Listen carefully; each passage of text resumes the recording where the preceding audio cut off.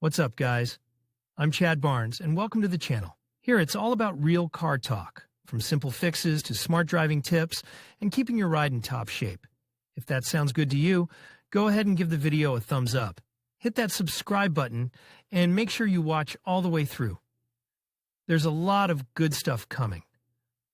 Let's get to it. The results of the award were determined exclusively by online voting, in which more than 950,000 Russians from 5,000 settlements took part. On this basis, the contest itself can be considered not only a market research, but also a large-scale sociological survey, the results of which sometimes turned out to be quite unexpected. And it is not by chance that summarizing the results of the contest was held this year not in the format of Automobile Oscar, but in the working environment of a press conference. The situation on the market itself somehow does not correspond to the spotlights, red carpet and other attributes of the holiday. Well, let's start the story about the results of the contest, perhaps, with the fact that the participants of the voting named the revival of the Moscow automobile plant, Moskvich, and the automobile brand itself as the event of the year. In fact, of course, no revival has happened yet, so this result is more of an advance and a hope for the future. It is still not completely clear what kind of cars will be produced by the company, what time it will take to master them and start real production, and even more unknown whether the revived Moskvich will be able to regain its former power. After all, in its time the plant rivaled VAZ in the volume of production of small cars, and the same Moskvich 2140 had a circulation of 2 million cars. According to the voting participants, the breakthrough of the year was made by the joint stock company Chery Automobiles Rus. Indeed, the cars of this manufacturer have sharply improved their image.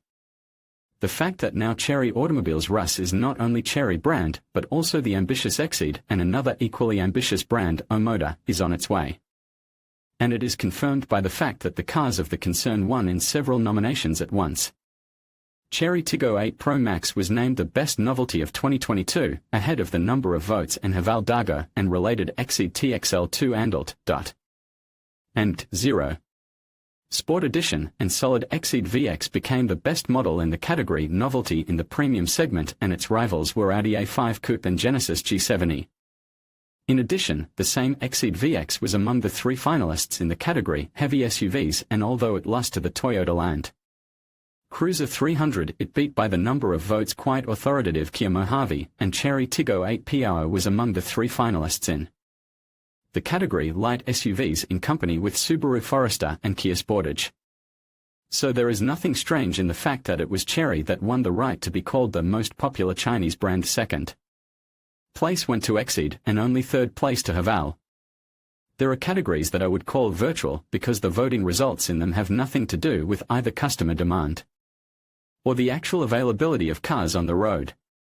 What is the real significance of the fact that according to the voting results Bentley Continental GT Speed beats Ferrari SF90 Stradale, and Aston Martin DBS Superleggera, Porsche 911 Carrera Cabriolet, BMW 8 Series Cabrio and Porsche 718 Boxster, and Ferrari Portofino, Bentley Continental GT Speed Convertible and Lamborghini Aventador S. But the fact that in the Grand Tourism category the winner was Kia Stinger, for which more participants voted than for Audi A7 Sportback and Porsche Panamera, and in the luxury sedan category the winner was Urus Senat, and its rivals were Mercedes-Benz Maybach and Bentley Flying Spur. This is very interesting. The situation with Urus is especially curious. It means that the Russian automobile public, which not so long ago was ready to perceive exclusively cars of German, well, at the worst British, which in fact have also become German, brands, has come to the idea that in these prestigious classes can be Korean, and even more so, Russian models. In general, Korean manufacturers, especially the Kia brand, performed more than well. Kia Picanto was named Best City Car, Kia Ceed won in the small-medium class category ahead of Toyota Corolla and Audi A3 sedan. Kia K5 sedan took first place in the business class category, rivals Audi A6 and Toyota Camry. Kia Sorento in the category medium SUVs ahead of Audi Q8 and Hyundai Santa Fe, and Kia Carnival was ranked first in the category minivans. Second place, Toyota Alphard, third, Volkswagen Multivan. By the way, it was Kia that was named favorite brand in the mass segment. Second place, Volkswagen, third, Lada, while in the Premium segment only Germans Audi, BMW and Mercedes, exactly in that order, appeared. Well, since neither Kia, nor Hyundai, nor Genesis are planning to stop their activities in Russia, although logistical problems have not passed over these brands, this success reflects the existing reality.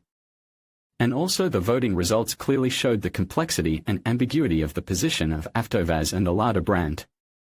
On the one hand, the participants of the voting, for example, named Lada Largus Car of the Year in the category Compact Van. Actually, rivals of Largus in the final, Volkswagen Caddy and Citroën Berlingo Multispace, are not even close in sales and in the near future will disappear from the list of possible acquisitions, while Largus remains in the production program of VAZ and is available for purchase. AvtoVAZ Public Relations Director Sergei Ilyinsky promised at a press conference that next year the plant will restore the model lineup. Except for the X-Ray, earlier the head of AvtoVAZ confirmed that the model will never return to the assembly line. Moreover, at the end of 2023, the company, despite all the problems with logistics and the need to find alternative sources of obtaining many components, will still manage to produce 500,000 cars. But the Vesta, to which the participants of the voting gave the first place in the nomination small class, the other two finalists, Kia Rio and Skoda Rapid, with 100% guarantee will remain on the assembly line and will be delivered to dealerships. And the factory workers promise to consistently return the equipment of the model to the previous level. There was another curious nomination in the contest, car for 1.5 million on Avito. The idea of this nomination is as follows: approximately 70% of cars, both new and used, sold on the Avito site, fall into the price range of 1.2 to 1.5 million rubles. Roughly speaking, it includes new Lada cars and almost new cars of Korean brands and 10 to 15 years old Porsche Cayenne. So, the winner in this nomination was Kia Rio. And this means that the buyer with average income first of all bets on the balance of consumer qualities and on this parameter too.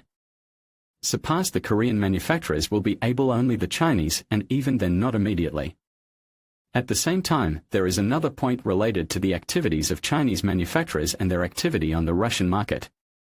Nikolay Vavilov, a major Russian-Chinese scholar, who spoke at the conference, explained that Chinese companies are hindered by the fact that their management does not see a clearly formulated strategy from the Russian side.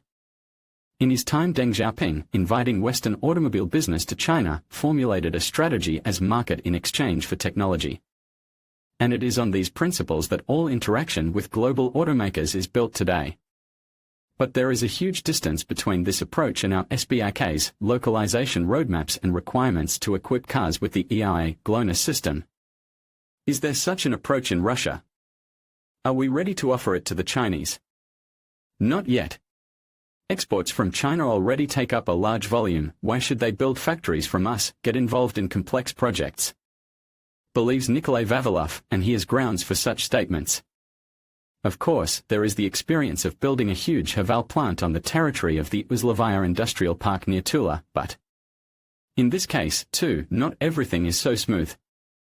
The results of the Car of the Year award have clearly shown that our automotive community has not yet fully realized all the tectonic changes that are taking place in the Russian automotive market. Yes, it is clearly felt that it will not be possible to overcome the crisis phenomena at the snap of fingers.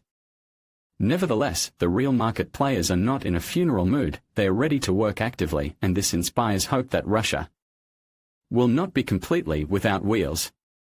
In conclusion, the Car of the Year award serves as a significant reflection of the automotive market's current landscape.